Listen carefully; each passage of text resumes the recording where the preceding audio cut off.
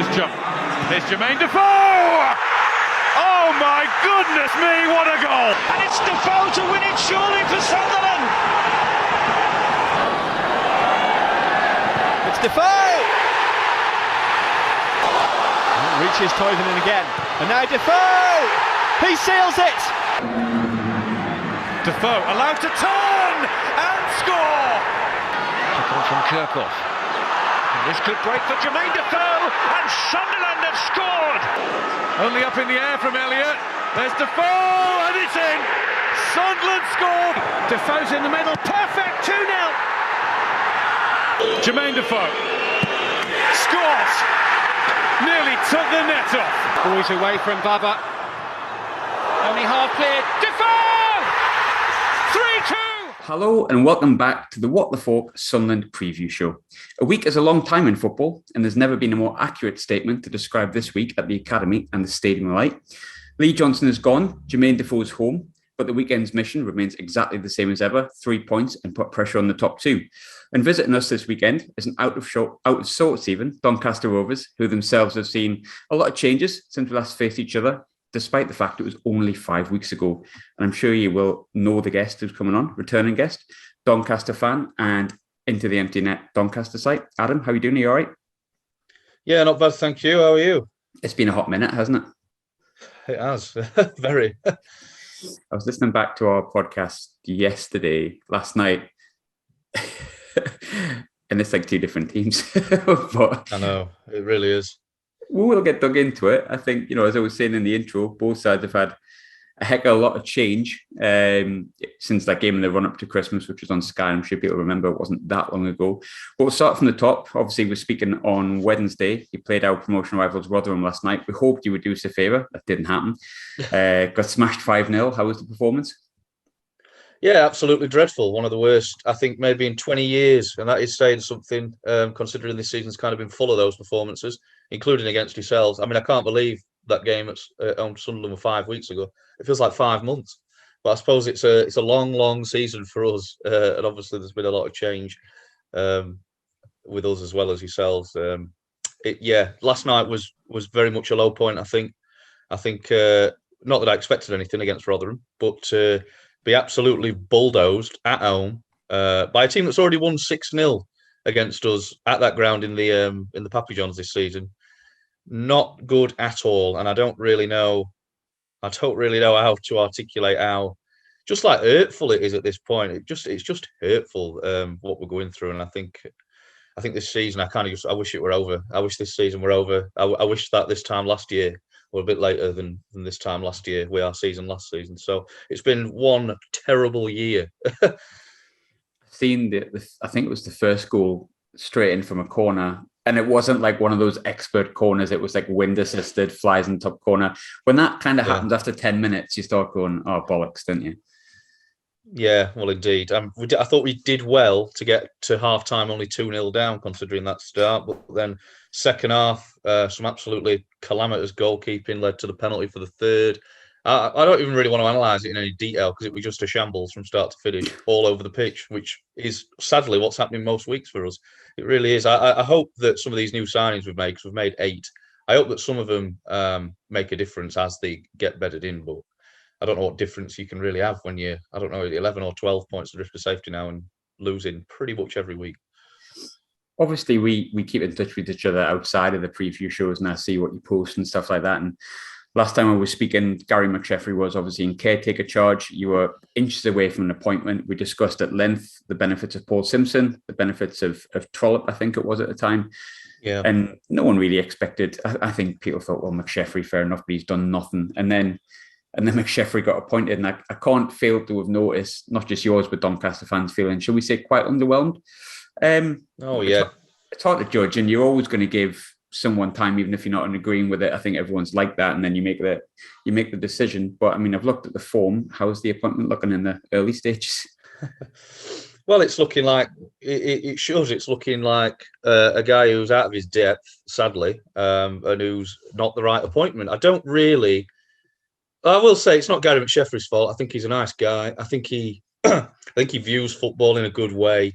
And I think he will be good for some of the players' development. He certainly had a good reputation with our academy. Not that he'd been there all that long, but he'd been in charge a little while and he'd done well with the academy, and that's fair enough. He seems like a good bloke, but it does feel like Rovers board, who are about the least popular people in the town at this point. It seems like they wanted to get somebody like Gary, who's nice and enthusiastic, which is the word that Gavin Baldwin, our CEO, used to justify him beating out 140 other applicants for the job, purely because Richie Wellens was the opposite of that. Because Richie Wellens was abrasive, moody, and generally, seemingly anyway, from the outside looking in, a very belligerent individual. I think the board were like, oh, well, we made a mistake getting someone like that in, so just get the opposite. And, oh, look, he's already here.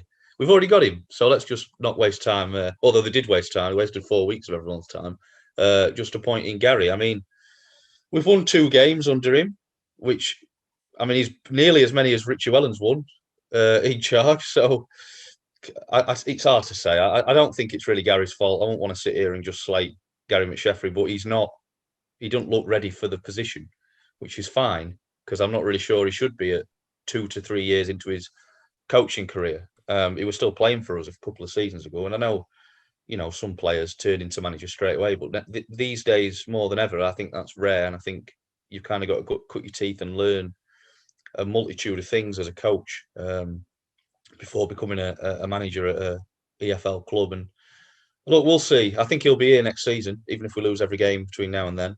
And I don't really see the point. You might have seen me say last night on Twitter, people going, sack McSheffrey. I mean, yeah, I get that you're frustrated, and it's obviously rubbish to watch the team get absolutely battered by your local rivals at home. It definitely is. But the manager's not going to change anything now. The manager is not going to fix what's going on at this club. I mean, I think we've proven that now between the last 3 managers. None of them have been able to do anything. So I think having a go at Gary McSheffrey would be unfair. I think the problems lie above him. It seems that way, look from the outside looking in. But again, we're in the midst of trying to get a manager as well. And I think everyone's of the opinion that we want someone who's going to give a big lift. And look, I'm not putting Doncaster down here. Obviously, Sunderland are a bigger club historically, but Doncaster are not a small club, far from it. And I don't think McSheffrey would have given me a lift if I was a Donny fan, and it seems that way. And I think that's probably going to work against him. I mean, it's probably been, if you're looking at former players that were respected when they played, South Shields have probably made a bigger appointment in Kevin Phillips. I could be proven wrong with that. Please do not record that if you're listening. But you did have an impressive win. You picked up a clean sheet just a fortnight ago, and obviously MK Dons are one of the better footballing sides in the league. You won 1-0. I remember seeing your Twitter. You played well that day, but outside of that, obviously you've lost at Morecambe after being 3-0 up at half time, I think it was, and lost 4-3. That's right, yeah. Fleetwood, Cambridge, Plymouth, Rotherham, fair enough, hammered, but you can put that to one side. We were hammered off Rotherham as well. Have the performances improved since he's been confirmed as permanent? No, they haven't really. I think there's been to a degree, I suppose, that there has. I was, going to come on here and say that our set pieces are looking a lot better in defence and attack, but last night set pieces were a total shambles. So, I don't think we've improved enough to say, great, McSheffrey's doing things that Wellens weren't. I mean, it's a very low bar to clear to do better than Wellens. And the MK Dons game was a masterclass in defensive guts, which is great. It's the only time I've seen us apply that all season. We still got battered as far as the game went. We just managed to keep them out. Bit of luck at times, as you need in these sort of games. I mean, I don't really know how we've done the double over Milton Keynes, but I'm very glad that it's them that we've done it over.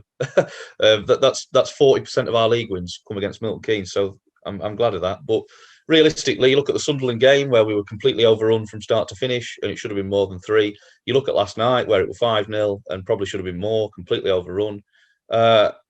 Those kind of performances are not any better than under Wellens, and the 3-0 to 4-3 defeat against Morecambe that was the point where everyone said, well, we're going down. We had Morecambe and Fleetwood at the start of the window, Morecambe away, Fleetwood at home. Morecambe were 3-0 up at half time against, and we get no points from those 2 games. And after that, everyone just said, well, we're relegated then. Don't matter now. And we lost out on some signings because of that.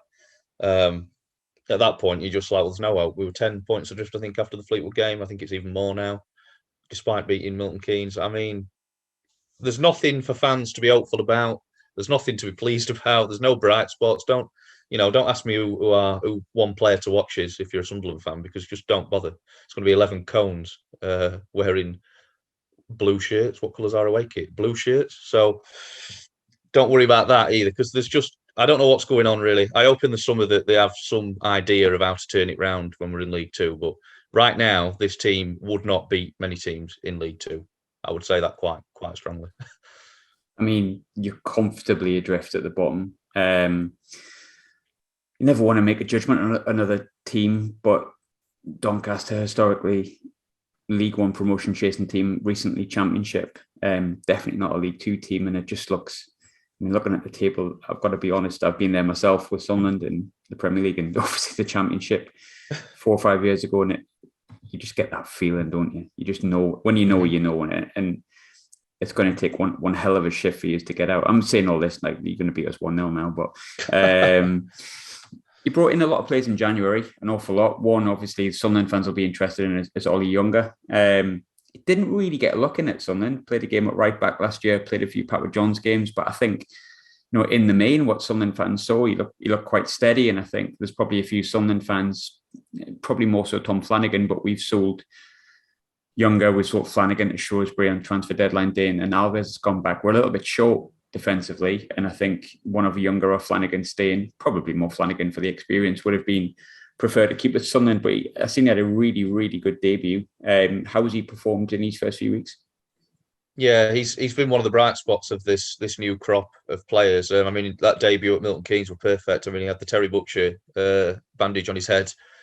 He defended everything aside from one communication mix-up with the goalie that very, very nearly ended in a terrible own goal. Apart from that, he had a fantastic game, and I don't really think that was his fault anyway. He looks the part, really. He looks like a proper player. The kind of signing that we've kind of been crying out for a long time. We need young players who are going to have resale value down the line and who can develop and become good players with us. And I think next season I've been pretty confident with him in the defence that we'll be all right in that area. Certainly better than we have been anyway. And he's looked good in his first few games. Obviously last night was not a glorious evening for anybody, but I wouldn't say it's something that we're on Ollie Younger really. He's looked good. Him and Josh Martin have been the two of the new signings that have looked like they might actually be able to pull us somewhere closer to the safety line. Not that I think we will, but yeah, he's looked good, and I think the kind of signing that we've needed to make for a long time and just haven't under the last couple of managers. So it's an encouraging sign that whoever has identified him has gone out and got him from you, because it didn't seem like you're particularly overly keen to get rid of him. It was just a case of, well, the opportunities come up, so off you go to play some games, I suppose. Yeah, and I think that was the case. I think a few people, Josh Hawkes obviously went to Tranmere as well, and a few people were, I wouldn't say like massively surprised, but I don't think anyone would have had any upset if they'd hung around and been part of the squad. But I understand that young boys, 22, 23, and you play games of football, and I think we've more or less said the same thing. But it's funny when you're sort of speaking about how the fan base feels. It really reminds me of Sunderland's Championship season when, if I'm honest, it got to Christmas and you're like, well, pardon my French here, but we're fucked. And we're bringing in the likes of, oh God, sorry, Sunderland fans in advance, but you've got Callum McManaman and Mark Wilson and these sort of experienced pros that come in, and you're crying out for, you're looking at the younger players, which at the time for us would have been Maggio and Asoro and, dare I say it, Donald Love. And Paddy McNair. Some came with us, some didn't, some worked out, some didn't. Some worked out really well and left and cost us promotion. Cheers, Stuart.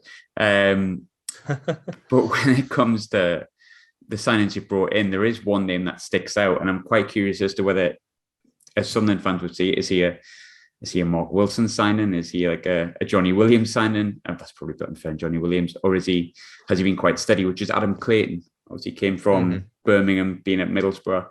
Good player back in the day. Let's be honest, he was lower end Premiership at points. Definitely a high end Championship player. Has he been decent?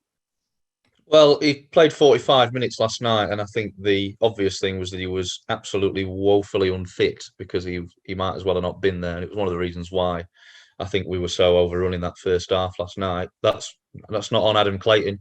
He looks like a good signing if we can get him up to speed, but it's going to take a while. I don't think he's really played in the last year. But to sign a player who 3-4 years ago was playing every week in a Premier League midfield, I'm not going to complain at that. We need some experience. we needed someone who can break it up a bit in midfield and kind of guide the young guys around him. I think midfield's a big problem area for us. It's full of young technical players. I'm sure we discussed that in the last discussion that we had. For me, he is the right kind of signing. We were going to sign John Joe O'Toole from Mansfield, and he ended up staying at Mansfield, so we went for Clayton instead, which to me, I'd rather have Clayton if he's going to be able to get fit. He's not fit yet. I was really surprised to see him in the starting lineup last night. I did pick him out as the interesting one when the lineups were announced, as in he's either going to be really good off the bat and that's why he's been put in, or he's not going to be ready. And as it turned out, he weren't ready and he went off at half time. So I don't know if you'll see him on Saturday, but in time, I'm hoping he will be the kind of player that really makes a difference for us in midfield. Since we sold Ben Whiteman a year ago, we've not had anybody in that, number 6 position who can make a difference there, and we've just been overrun constantly.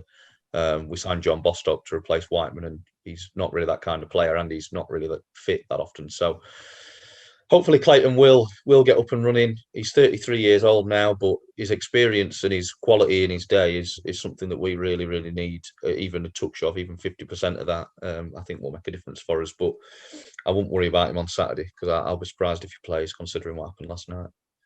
I think it's part of the podcast I always enjoy doing, but specifically with yourself. And although it's a preview show and we're here to find out more about Donny, I think it's fair to say things are not great, is the short answer, and you've articulated that very well. At Sunderland, things were not great last Saturday. Things have changed, like I said in the intro, wild week. And I did listen back to the preview show we did before our game. And funnily enough, you asked me the question about Lee Johnson, and I said, you know what? Skeptical, incredibly, but he's been doing really well. And I hope and pray to God he keeps continuing to prove me wrong, because if he does, then Sunderland should get promoted. And we came to sort of an agreement that Sunderland looked all right. We basically spoke about it at length. Thought we probably had, or you felt we probably had enough in our promotion rivals. However, you get walloped 6-0 at Bolton.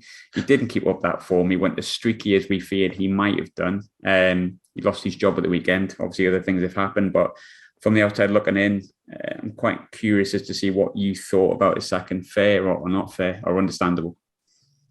Understandable is a good word for it. I mean, you can't. I mean, 6-0 away at anybody is not good. We've done that this season. We lost 6-0 at Ipswich when they were in relegation zone. To get beat 6-0 away by Bolton, who were in the bottom half and have not really been consistent in any way, to get turned over completely by them when you're in the top 3 and gunning for automatic promotion is absolutely terrible, and a sign really of something not quite being right, probably. We all know about Lee Johnson. We know he is a streaky manager. He was streaky at Barnsley to good effect for a while, and he's been very streaky when he was at Bristol as well, to not so good effect. It looked like things were coming together, and obviously after that, the last time we spoke, it was after the Arsenal game, wasn't it? And thought that you gave a really good account of yourselves against obviously a very, very good side. And, you've been getting the results in the league. So I thought, if you can just see this one through, he'll probably get you up and then see where you go from there. But I think for him to lose his job after getting absolutely thrashed by anybody in League One, I mean, it's probably fair, isn't it? And he's the kind of manager, again, and we've discussed this before, where you get a manager in who's a good manager for this level, seemingly, who's got some pedigree at this level, when a team like Sunderland need to be finding someone who's either has or is aspiring to a higher level than this, because Sunderland shouldn't be in League One. It's as simple as that. So I don't know where you go next. A lot of our fans have been saying, please don't appoint Grant McCann. It just be. He were at the Donny game last night. I don't know why. I'm sure he enjoyed himself. But, a manager like that, an appointment like that, for me, whilst it would galvanise you short term, I'm not sure it'd get you up, and I'm not sure it'd be a good appointment for the Championship. So I think you need to be looking a bit out of the box with it. I would anyway. I think your last few appointments have all been ones where you go, well, yeah, he should be able to get you up, but if he doesn't, it's not that big a surprise, sort of thing. Yeah, I think that's the thing. I think Ali Maxwell on the Top 20 pod absolutely nailed it. If anyone hasn't listened to the segment, it's floating about on Twitter, and he absolutely nails it. It's almost like he supports Sunderland. In fact, and I definitely don't think he does. But I think the remit for every Sunderland fan is, especially this season, it seems automatic promotion. And if you're not on track for that, that what people outside are saying, well, you're third. Yeah, but we're third with 3 games in hand for Wigan, and Wigan are ahead of us. So it doesn't look like it's on. And if the remit's automatic promotion, it's probably the best best chance to make it. But I've got to be honest and say I wouldn't want Grant McCann. Not because I don't rate him. Obviously, he's got promoted, but we did that with Parkinson. Someone will get you out of League One. Yeah. And I think a club like Sunderland, you've got a good grip on this as well, to be fair, because obviously you live in the North East.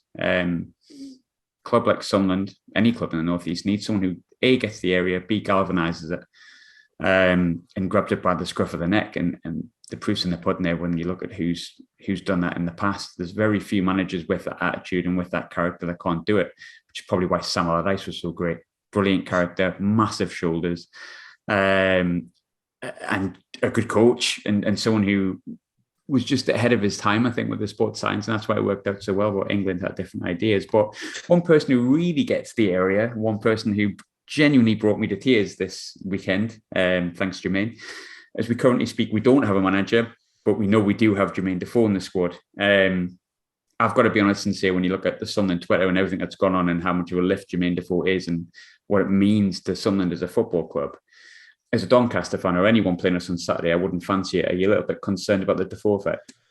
I'm probably going to put money on. Well, I'm not going to actually, but I've put money on him scoring. I mean, at least one. I mean, I've made jokes this week saying, well, he's in for his hat-trick on his re-debut. Like, Jermaine Defoe is better than most strikers Donny Rovers will have come up against in league ever. He's a fantastic player. We all know that. He obviously has got a great connection with Sunderland. I think it's akin to if we've signed Billy Sharp back now. I think it's akin to that.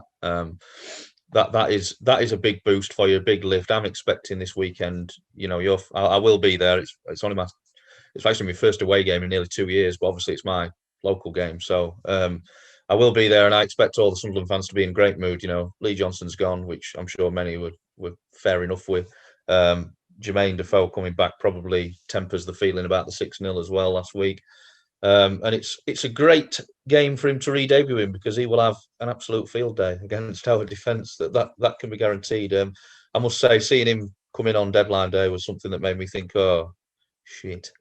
So it's a good move for you guys. It could be the kind of signing that pushes you over the edge a little bit. I know you've got a bit of a gap now to breach to top 2, but it's certainly one that can be there. And if you end up in the playoffs again, I know dread the thought, but you'd bank on him getting a goal that means something in that playoff final, wouldn't you, if you got there? So, great signing. Very fearful for the weekend with him. Not that I think we're going to get anything anyway, but seeing Jermaine Defoe run around our hapless back four is going to be a long afternoon, I think. I hope so for you anyway. No offense. But I've seen a lot of stuff. I was very vigorously, anyone who's been on my Twitter, I was vigorously Jermaine Defoe for about 4 weeks, to the point where I almost proclaimed him as a god.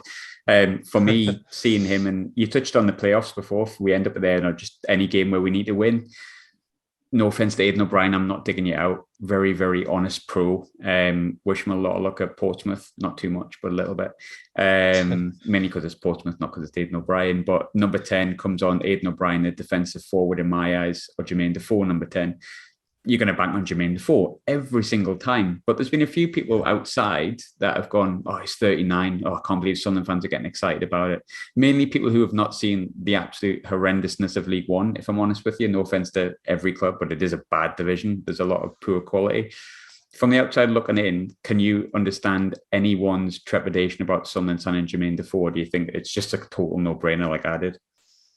I think it's a no-brainer, and I think what you've just described is the exact conversation I had on Monday with a friend of mine who's a Newcastle season ticket holder. He said, "Well, he's nearly 40 and he's washed." And I said, "You don't watch League One every week. You don't quite. I mean, and he will be there, sat next to me at the game at the weekend. I'm dragging him along to it, but he will see what League One really is all about." Because Jermaine Defoe is the sort of player that should never ever play at this level. Even if he's 50, I think he'd probably score a few at this level. Seriously, I mean, I said that. I said I trust him to score goals at 43, 44. I trust Kevin Phillips at this level, to be honest. And he's 48. Yeah, well, absolutely, because that kind of player is just a level of quality that you just don't legislate for. Our defenders, I don't want to single them out, but guys like Joseph Olowu and Brandon Horton, if he plays, because he was hooked at the break last night, they have never played against a player like Jermaine Defoe. Even if, I mean, to be fair now, because they weren't even here last year when we played West Ham in FA Cup and got battered there as well. It's those rare occasions in cup games that are like, special occasions where players of this level might come up against a Jermaine Defoe and not really expecting to get anything anyway. in a bog standard League One game, whether it's against Donny, Rotherham, Wigan, Portsmouth, anybody, Jermaine Defoe can get a goal. I mean, he is going to be able to find 1 minute at least where he can get around these defenders in League One. And it is an absolute no-brainer for a player of his quality to come back here, to Sunderland is a brilliant signing. I don't know how much you're paying him. I'm not suppose it matters. He's got such a great history with the club. He's just had such a great playing career. I can't really talk him up enough. I don't need to. Everyone listening to this who will know who he is and know what he means to Sunderland and how good he's been over his career. But when you're playing Doncaster and Burton and Wickham and Accrington and Cheltenham, sorry, Tom, for putting Wickham in that bracket, but when you're playing against those sort of sides, Jermaine Defoe is a no-brainer, isn't it? I mean, he's very capable. I don't think he'll score 20 goals between now and May, but if he scores between 7 and 8 and 10, and one of them's at Wembley or gets you automatic promotion on final day or whatever, I mean, happy days.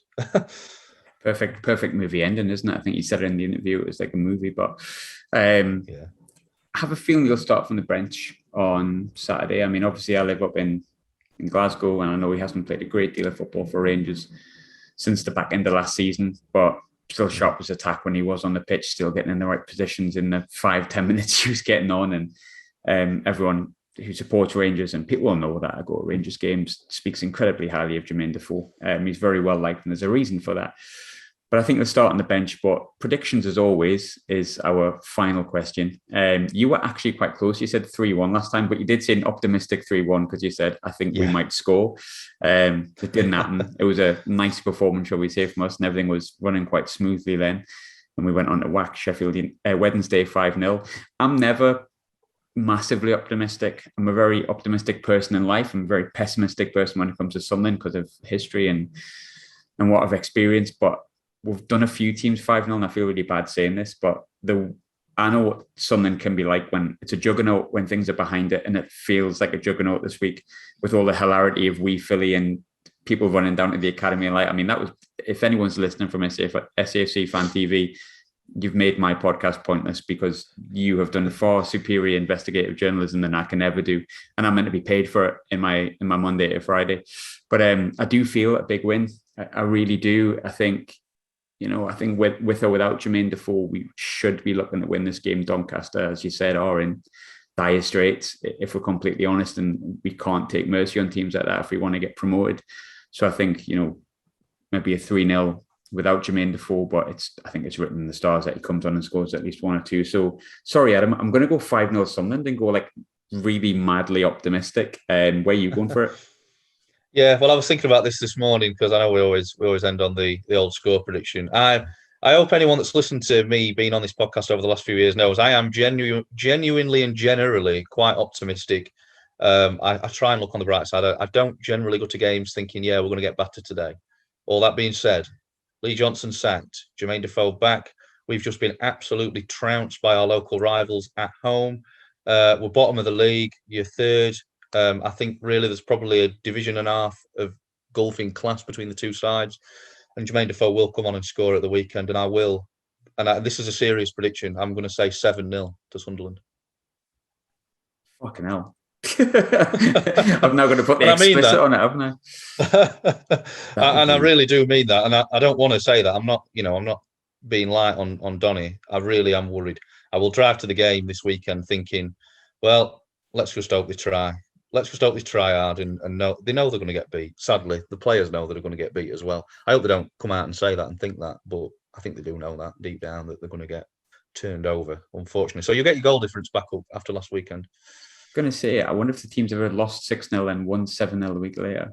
Write in. It's a good quiz question. If anyone knows the team that has done that, let us know, and then hopefully we do that. If we don't, obviously. Thanks as always, Adam. Before I go, people know I'm not that bothered about subscribers. I do this for fun, and if people like it, that's incredibly humbling. But just allow me to be soppy for a moment. Obviously reached 1,000 subscribers after almost 2 years of doing this on YouTube yesterday. And it's massively appreciated. It's really nice to see that people think me waffling shite, and the guests that are with us, obviously not Adam, but other guests waffling shite, is something that's worth subscribing to. So thanks very much for doing that. I really appreciate it. it's really nice to just have other Sunderland fans say that they enjoy what I do, because ultimately I'm just a Sunderland fan like the rest of us. No better, probably considerably worse. But on a serious note, thank you very much for doing that, and enjoy the game on Saturday. Get behind the lads. I'm sure you will. It's bound to be a great occasion. I'm very excited for it. And yeah, let's hope we win.